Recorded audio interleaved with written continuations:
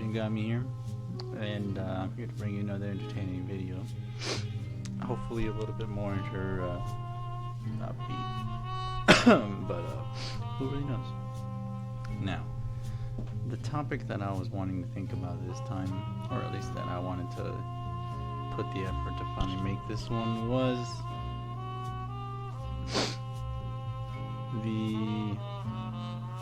now, it's just, my personal opinion, and it's okay that other people like to do things differently, but it's this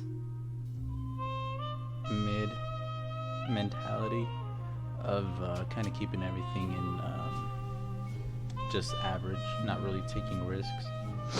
And kind of give a few examples when it comes to either video games or movies, not really putting in their all, and especially with certain movie trailers we recently came out. It's just more evident of what's kind of going on in Hollywood and how the indie scene or just independent creators are kind of popping up a little bit more frequently, realizing, hey, I don't need the backing of Hollywood. I can just do it myself, and guess what? Make the whole cut for myself and the people that actually worked on this, instead of giving it to those people at the top that really don't deserve it. Not to mention, when you usually do it independent, you make so much more creative decisions on your own. The ability to, now I would give you an example of like Peter Jackson's Lord of the Rings, where they were actually playing music on site, so that way the people acting could get a feel for the actual ambience of the movie. I would say, independent creators are able to do similar things where they've already had the pre-planning, and at least it's in their vision instead of what Hollywood says they should be doing. And another example of that would also be the recent Flash trailer. Now, I know some people are kind of excited about it. Me, not so much. I kind of fell off the bandwagon from DC a while ago. Honestly, the last time, the Zack Snyder cut was pretty good. For what it's worth, a little too much slow motion, if I'm being honest with you. But other than that, the other cool thing from DC that came out way back was The Dark Knight Rises. Heath Ledger, Christian Bale, Christopher Nolan in general made those three movies pretty good. I know some people didn't really like Tom Hardy as Bane. I think for the world that they built for Christopher Nolan's Batman, it worked surprisingly well. And I liked the way his Bane was intimidating, quiet, not really the super loud luchador, which was a good divergence. That's when making a character your own works. Now, what we're seeing with modern DC is, guess what? They're over here using Michael Keaton's Batman in that recent trailer all over it. It doesn't even look like a Flash movie. It looks like Michael Keaton's Batman, sort of Flash, and also this female Superman. Because I'll support Nerdrotic and all those other people as well and say, yeah, no, that's not Supergirl. That's female Superman. She don't even have the right hair color. I don't see why it's so hard to just go off of the source material. There's too many studio heads and other people that think, oh, you know what? Screw this. We know better than the fans. And guess what? Why do you think manga is doing so well? When they're adapting the manga into anime, guess what? Most of it doesn't change. And if anything, they're actually adding scenes.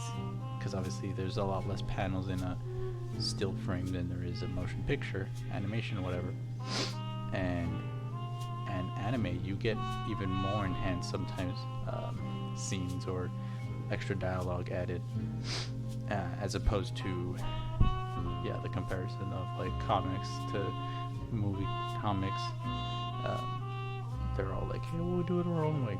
Well, how's it been working out for you now? after all the flops that you've recently been having, and even Guardians 3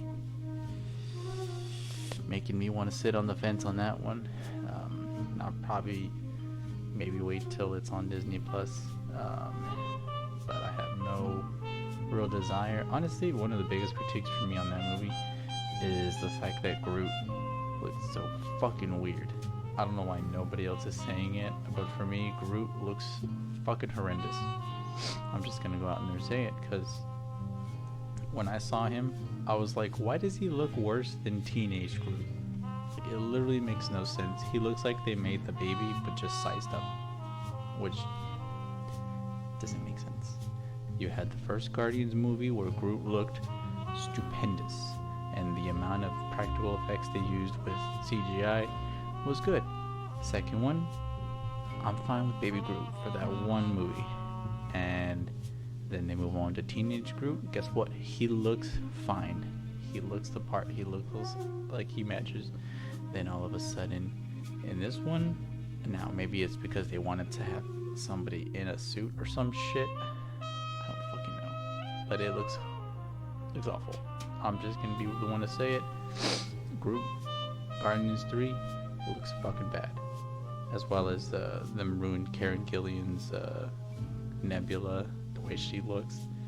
The whole movie in general, like, there are parts of it that have me kind of intrigued with the pain and sorrow that could come with it, but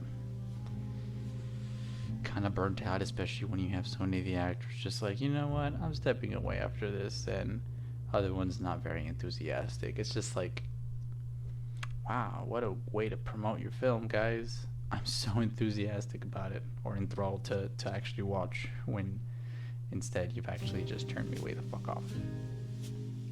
I don't know, it just doesn't make sense why some of these people can't just shut the fuck up, or better yet, just try. They were contracted for a certain amount, then do what the fuck you were contracted for. But that seems to be the common threshold nowadays, and oh well, that's just gonna be how it is for now, until either indie people make the jump more prominently, or if Hollywood just changes course. Don't really know right now. But yeah, you got, oh, and I didn't really finish talking about the Flash trailer. That's just went over my fucking head.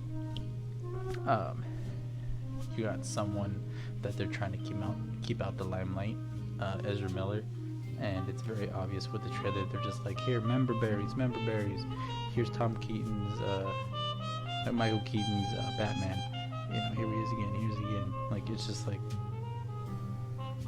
man, you were so shitty at promoting this movie, and as it is, it looks like crap. Now this one looks like a video game, especially in that scene that I've already seen people make fun of. That looks like a Fortnite loading, not loading screen, when you're like gonna get ready up for teams. Like, that's what it looks like. I don't know how else to describe it other than just, it's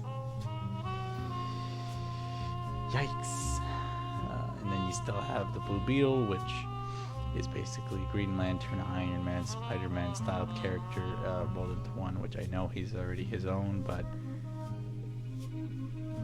it just doesn't sit well with me, and especially when you have to point out this movie is unapologetically Hispanic or Latino or whatever, and I'm just like, me, a Hispanic male, I'm sitting here like, no the fuck it's not. I guarantee I don't want that shit. And it's super racist for you to fucking assume that because it's unapologetically Hispanic or whatever, Latino, that people are gonna fucking want to watch it. Just please stop. Just make it a fucking good movie. Write well. That's all I ask. At least that's what a lot of people are asking. Actually, not just me, but there's a lot of people just asking. Write good stories. Make sure the characters develop. Let them have hardships. Some of them are just supporting characters, but there's got to be some kind of depth to them. It can't just be, well, actually, there are some characters that can just be one note characters, but that's not everybody. Not everybody should be stoic. Not everybody should be heartless. Not everybody should, be all-knowing or all-powerful. Know every single skill and be undefeatable. It just makes for boring fucking TV or movies or whatever you're trying to do.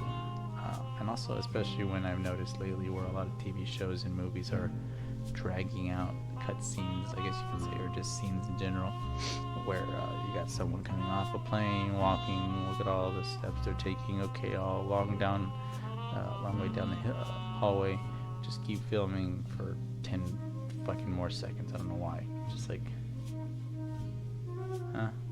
why?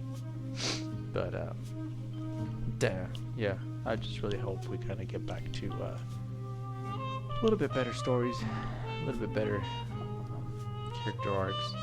We got a little glimpse of that with like Puss in Boots: The Last Wish, and then you got oh man, blanking out right there. Even John Wick Chapter 4 or whatever, John Wick 4. It does a service to the main character, at least in my opinion. Not everybody would agree, but that's fine. In my opinion, from the first one going all the way up, to be honest, I'm just happy it didn't lose itself the way many other sequels did. And yeah, it's just a testament. It's one of the few that made a lot of money. And then you have Super Mario Brothers movie, which is making so much money. And I can't wait to see that one with my daughter. She's going to love it. And watch that eventually when it comes out in digital. But as it is, you can just see when movies that are just aimed to please and not be agenda driven, they tend to do a little bit better. So I would say make stuff that actually makes you happy, enjoy it, and don't let it beat yourself up. Yeah, that's pretty much it. Don't let the higher ups dictate what you like. But that's just gonna be it for me. I'm gonna say that's me signing out. Good night.